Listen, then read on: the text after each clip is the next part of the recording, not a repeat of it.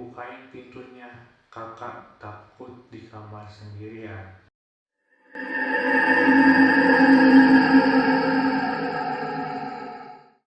Okay guys, this is Paranormal Experience and welcome to BDG Horror. Jadi kali ini gue akan menceritakan paranormal experience dari teman-teman gue di Discord, dan mereka menceritakannya lewat DM Discord. So tanpa lama-lama lagi, kita langsung ke ceritanya. Cerita pertama datang dari Al. Dia berasal dari kota Surakarta atau Solo, Jawa Tengah. Jadi ceritanya seperti ini. Gua tinggal di rumah 2 tingkat. Dulu awal-awal masih sering tidur di kamar atas, dan ada beberapa kejadian yang akhirnya sampai sekarang tidur di kamar bawah. Kejadiannya pas masih tidur 1 atau 2 hari di kamar atas, hawanya selalu panas. Padahal ada AC sama pintu ke balkon kebuka. Beberapa hari kemudian, pas malam pintu yang di balkon ada yang ngetuk 3 kali. Itu aku mikir logika aja.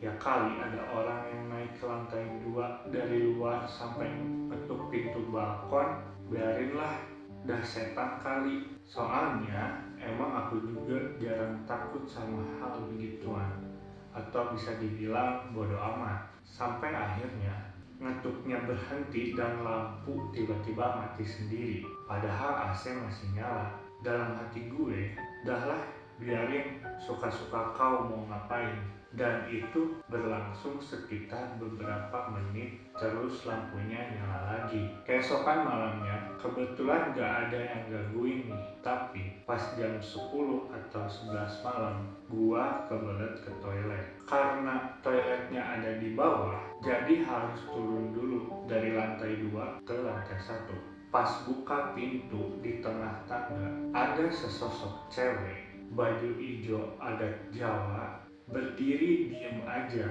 Gua juga diem liatin sambil ngomong dalam hati, sorry kalau kasar, bangsat itu ngapain lagi berdiri di situ, mau ngajak main? Ya kali gue nembus lewatin gitu aja, dahlah besok aja turunnya. Akhirnya gua tahan tuh sampai besok, dan sekalian pindahan ke kamar bawah karena males aja digangguin. Bukan takut ya.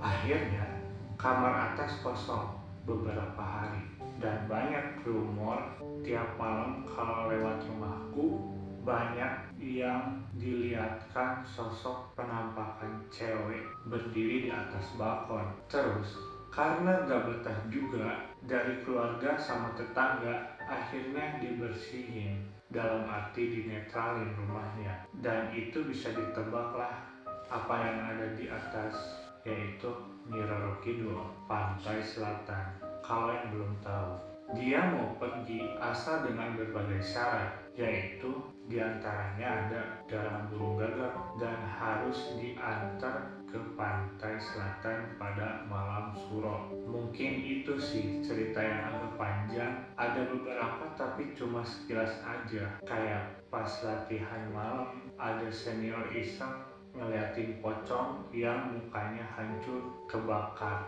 Oke, jadi itu cerita dari temen gua yang namanya A, dan kebetulan juga dia ngirim foto rumahnya, dan yang gua lihat dari struktur rumahnya juga emang serem banget sih itu.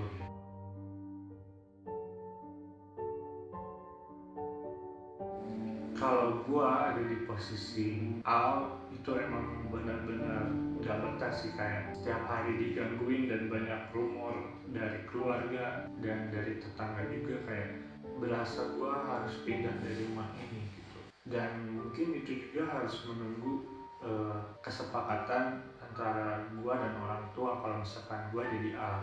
Tapi mungkin ada beberapa alasan yang membuat Al harus tinggal di tempat itu. Ya seperti yang diceritakan Al juga, pada akhirnya dia membersihkan rumahnya alias dinetralkan. Next, lanjut ke cerita kedua. Ini dari Bila. Jadi waktu itu udah malam jam 12-an dan kondisi ortu aku lagi di luar kota. Serumah cuma ada aku sama kakak perempuan aku. Aku begadang seperti biasa. Aku tiduran sambil scroll Instagram biar ngantuk. Kondisi pintu aku kunci dari dalam kamar. Terus lampunya diredupin. Pas lagi asik lihat Instagram, tiba-tiba lampunya mati. Aku pikir, alah palingan nanti juga hidup lagi. Soalnya kadang lampunya sering tiba-tiba mati. Ada sekitar 20 menit lampunya mati. Tadinya aku ngerasa kalau hawanya itu dingin, tapi tiba-tiba sekarang hawanya jadi panas. Aku sibuk nyari kipas biar nggak gerah. Sambil nyalain senter, pas aku lagi nyari, kayak kedengeran aja ada orang yang ketok-ketok pintu kamar. Tapi itu suaranya lirih banget. Aku nggak yakin itu ada yang ketok-ketok atau cuma salah dengar. Terus ya udah, aku biarin aja. Gak lama kayak gitu lagi, tapi suaranya makin kencang. Terus setelah ada suara ketukan pintu, aku denger kakakku manggil dari balik pintu itu, bilang kayak gini, "Dek, bukain pintunya, kakak takut di kamar sendirian." Suaranya agak beda sama suara kakakku. Nah, pas aku mau buka pintu kamar, udah megang kunci kamar, tiba-tiba HP-ku getar dan ada notif spam dari kakakku. Dia bilang gini, "Jangan bukain deh, kakak juga denger tadi. Kakak tadi ngintip buat mastiin dan lihat sosoknya dari jendela kamar." Seketika aku takut banget dan langsung baca ayat-ayat dengan harapan buat ngusir sosok itu tadi. Aku nggak tahu sosoknya kayak gimana, soalnya aku gak berani ngecek. Tapi untungnya gak lama kemudian lampunya nyala dan sosoknya udah gak ada dan dia udah pergi. Wah, ceritanya dari Bila itu ngeri banget sih, kayak ada sosok yang manggil Bila pakai suara kakaknya. Dan untung aja sebelum Bila buka pintu kamarnya, dia sempat ngeliat HP dan ngeliat notif dari kakaknya. Wah, itu ngeri banget sih. Sumpah-sumpah merinding gue bacanya. Oke, cerita selanjutnya ini dia minta disamarkan namanya. Panggil aja aku Din. Jadi, aku punya cerita horor pas lagi acara MOB, sama kayak MOS, masa orientasi sekolah, tapi buat kelas tertentu aja di sekolahku. MOB waktu itu kebetulan dilaksanain di markas Brigif, kayak markas TNI gitu, di suatu kota berinisial K. Markas itu letaknya dekat sama gunung. Jadi gak heran kalau markasnya dikelilingi sama hutan. Waktu awal-awal kegiatan berjalan lancar-lancar aja. Begitu malam muncul, kejadian-kejadian aneh mulai bermunculan. Jadi sekitar pukul 10 malam, ada acara pensi atau pentas seni. Di situ ada semacam ritual juga. Di acara pentas seni itu, kita baris kayak upacara di lapangan yang gelap karena lampunya emang sengaja dimatiin dan benar-benar harus rapi dan tegak.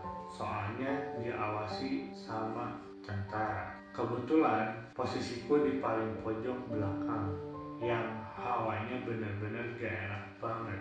Di tengah acara, banyak temanku yang ngeluh pundaknya berat, dan alhamdulillahnya aku gak ngalamin kejadian aneh di situ. Aku zikir terus dalam hati biar pikiran gak kosong. Soalnya Keinget omongan tentaranya, tolong pikiran jangan kosong dan pastikan jumlah kalian lengkap. Karena sering terjadi jumlah peserta yang tiba-tiba bertambah atau bisa juga berkurang. Sampai suatu ketika teman di sebelahku didatangi sama Pak tentaranya dan temanku bilang, "Pak, memangnya di sana ada pohon gede banget ya Pak? Dan di situ gak ada satupun dari kita yang melihat pohon yang dia maksud. Yang ada cuma pohon-pohon kecil aja." Dan Pak tentaranya jawab, "Mungkin kamu kecapean, kamu kayaknya butuh istirahat." Abis itu temanku ngeluh pundaknya berat lagi dan merasa lebih berat dari sebelumnya. Rasa berat itu mulai menyaur ke teman yang lain. Akhirnya disembuhin sama Pak tentara yang keliling. Nah, di ujung acara ada ritual yang kumaksud tadi. Jadi kita masih baris rapi dengan posisi berdiri pakai satu dengkul kayak orang yang melamar cewek. Di situ kita disiram air kembang dan aku gak tahu buat apa. Jadi bener-bener tengah malam kita disiram air kembang dan hawanya makin gak enak. Akhirnya beberapa dari kita ada yang kesurupan.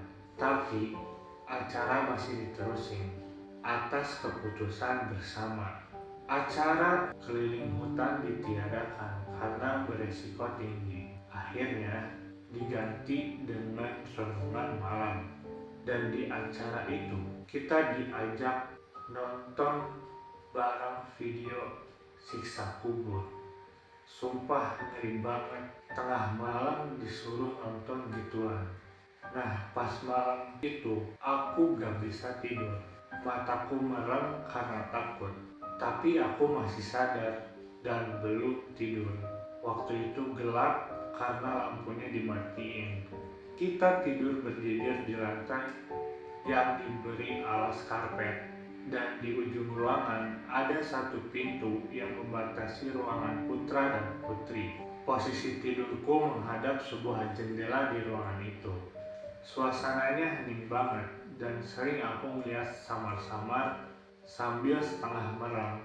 Ada daun yang kelihatan dari jendela tiba-tiba goyang, padahal gak ada angin. Yang paling seram itu, pintu pembatas ruangan putra dan putri gerak-gerak, padahal waktu itu sepi gak ada orang. Kalaupun angin pasti dia gak bakal berirama suaranya pas nabrak tembok. Nah, itu pun beneran kayak dimainin, ditabrak-tabrakin ke tembok. Pas aku lihat pelan-pelan gak ada siapa-siapa. Akhirnya di hari terakhir kita di sana, pas pagi-pagi waktu kita sarapan bareng dan mau pulang, semua misteri itu dibongkar sama bapak tentaranya. Dari setiap sudut tempat yang pernah kita singgahi di markas itu, termasuk ruangan tempat tidur kita, di situ aku benar-benar gak nyangka kalau tempat itu ternyata angker banget. Awalnya aku gak percaya sih, tapi pas aku baca-baca di Google, emang beneran ada salah satu tempat terangker di kota itu. Jadi ya, berdoa yang baik-baik aja waktu pulang biar gak ada kejadian-kejadian aneh apapun.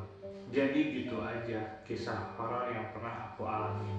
Oke, jadi ceritanya Bila itu lumayan mengerikan ya, karena setannya sampai gerak-gerakin pintu. Setahu gua itu pasti setan tingkatan atas, karena menurut gua buat ngegerakin pintu itu pasti membutuhkan energi yang sangat besar. Oke, mungkin di episode kali ini segitu aja yang bisa gue ceritain. Mungkin di next episode gue bakal ceritain lagi cerita-cerita pengalaman horor yang pernah dialami oleh kalian. So, jangan lupa like, comment, dan subscribe. Bye.